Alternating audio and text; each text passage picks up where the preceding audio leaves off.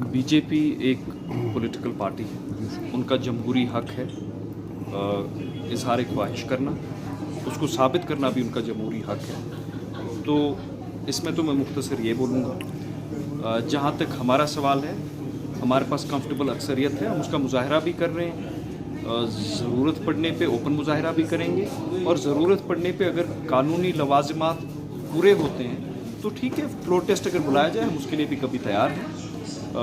इसमें कोई शक नहीं है, जमहूरियत है, सबका हक है कुछ कहने का।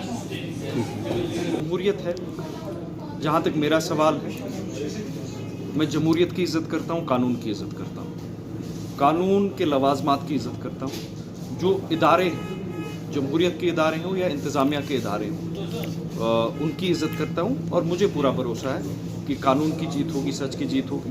बाकी कौन किसको धमकाए, क्या किसको धमकाए, वो उनके ज़मीर का सवाल है, उस पर मैं कोई नुक्ताचीनी नहीं करूँगा।